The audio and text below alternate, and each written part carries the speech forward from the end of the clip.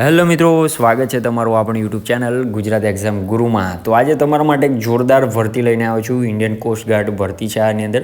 તો આની અંદર વિવિધ પોસ્ટો પર 8 થી 10 પોસ્ટો પર વેકન્સીઓ છે, જેમ કે સ્ટોર કીપર, એમટીએસ એટલે મલ્ટીટાસ્કિંગ સ્ટાફ, જેની અંદર 3 વિભાગની અંદર ડ્રાઈવર તરીકેની, ફાયરમેન તરીકેની, લશ્કરમાં અને ડ્રાફ્ટ્સમેન તરીકેની વિવિધ પોસ્ટો પર ભરતી છે.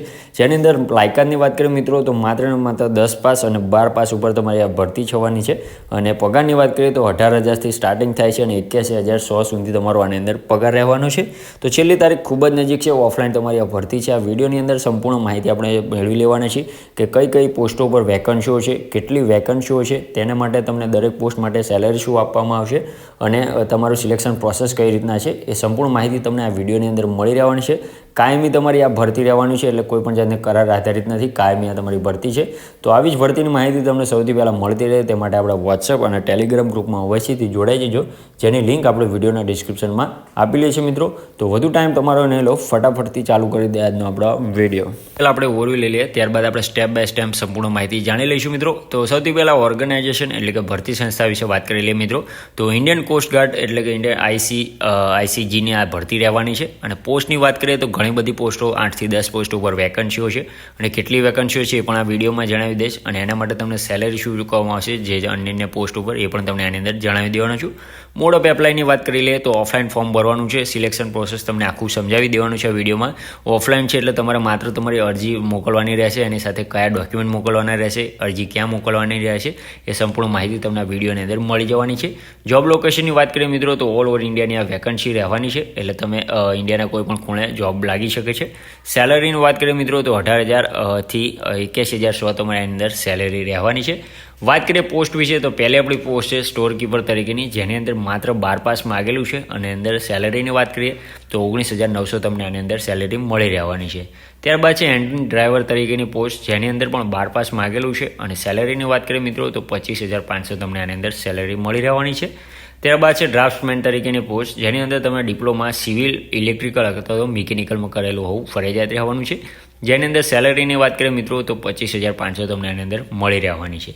ત્યારબાદ છે લશ્કર તરીકેની પોસ્ટ, જેની અંદર માત્ર ને માત્ર 10 પાસ માગેલું છે. અને સેલેરીની વાત કરીએ મિત્રો તો 18,000 તમને આની અંદર સેલેરી મળી રહેવાની છે. ત્યારબાદ છે ફાયરમેન તરીકેની પોસ્ટ, જેની અંદર 12 પાસ માગેલું છે પ્લસ ફિઝિકલી ફિટ હોવું જરૂરી છે, જેમ કે હાઇટ, વેટ અને છાતી જે આની અંદર માગેલી છે ફિઝિકલી એ પણ તમે આની અંદર હોવું ફરજિયાત રહેવાનું છે. અને એની અંદર સેલેરીની વાત કરીએ મિત્રો તો 19,900 તમારે આની અંદર સેલેરી મળી રહેવાની છે. ત્યારબાદ છે એમટીએસ તરીકેની પોસ્ટ, જે ડ્રાફ્ટ વિભાગની અંદર રહેવાની છે, જે માત્ર ને માત્ર 10 પાસ ઉપર છે. સેલેરીની વાત કરીએ તો 18,000 તમને આની અંદર સેલેરી મળી રહેવાની છે. ત્યારબાદ છે એમટીએસ પ્યુન તરીકેની વેકન્સી, જેની અંદર 10 પાસની આ ભરતી છે. અને સેલેરીની વાત કરીએ મિત્રો તો 18,000 તમને આની અંદર સેલેરી મળી રહેવાની છે. ત્યારબાદ છે એમટીએસ ચોકીદાર તરીકેની, જેની અંદર પણ માત્ર 10 પાસ માગેલું છે અને સેલેરી તમને આની અંદર પણ 18,000 મળી રહેવાની છે. તો તમામ જે એમટીએસની ભરતી છે મલ્ટીટાસ્કિંગ સ્ટાફની, તો બધા માટે 18,000 પગાર છે અને 10 પાસ તમારું ક્વોલિફિકેશન છે અલગ અલગ વિભાગની અંદર રહેવાનું છે.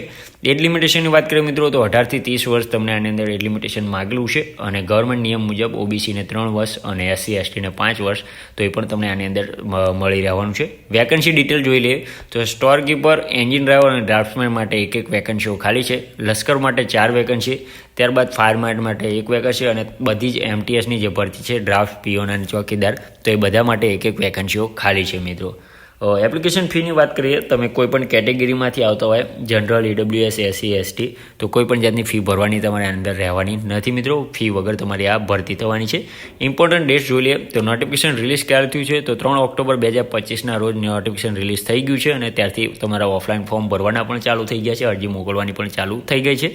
અને લાસ્ટ ડેટની વાત કરીએ તો 11 નવેમ્બર એટલે કે 11/11/2025 સુધી તમારી લાસ્ટ ડેટ મળી રહેવાની છે. તો સિલેક્શન પ્રોસેસ સમજાવી દઉં છું કે કઈ રીતના છે અને કયા કયા ડોક્યુમેન્ટ તમારે મોકલવાના છે. તો સૌથી પહેલાં તમારે ઓફલાઈન ફોર્મ ભરવાનું મોકલવાનું રહેશે તમારું. ત્યારબાદ તમારે રાઇટરની એક્ઝામ લેવામાં આવશે અને ત્યારબાદ તમારું ડોક્યુમેન્ટ વેરિફિકેશન થશે અને ત્યારબાદ તમારી આ જોબ લાગવાની છે. એડ્રેસની વાત કરીએ મિત્રો તો હેડક્વાર્ટર્સ કોસ્ટ ગાર્ડ રિજન વેસ્ટની અંદર રહેવાનું છે. એલેક્ઝાન્ડર ગ્રાહમ બેલ રોડ, પીઓ માલાબાર હિલ, મુંબઈ 40,006. તો આ તમારા શું કહેવાય સરનામું છે. આ સરનામા ઉપર તમારે ડોક્યુમેન્ટ મોકલવાના રહેશે. કયા કયા ડોક્યુમેન્ટ એની વાત કરીએ મિત્રો તો રિઝ્યુમ અથવા તો સીવી તમે જે પણ કહેતા હોય એ, પાસપોર્ટ સાઇઝના ફોટોસ, માર્કશીટની ઝેરોક્સ, સ્કૂલ લિવિંગ સર્ટિફિકેટની ઝેરોક્સ, આધાર કાર્ડ અથવા તો બર્થ સર્ટિફિકેટની ઝેરોક્સ, કાસ્ટ સર્ટિફિકેટ એટલે કે જાતિનો દાખલો જો તમારે લાગુ પડતો હોય તો એ પણ તમારે આની અંદર મોકલવાનો રહેવાનો છે. તો આવી જ ભરતીની માહિતી તમને સૌથી પહેલાં મળતી રહે તે માટે આપણે વોટ્સઅપ અને ટેલિગ્રામ ગ્રુપમાં અવશ્યથી જોડાઈ જો, જેની લિંક આપણે વિડીયોના ડિસ્ક્રિપ્શનમાં આવેલી છે મિત્રો. તો મળીએ નવા વિડીયોમાં નવી ભરતી સાથે. ત્યાં સુધી જય હિન્દ, જય માતાજી.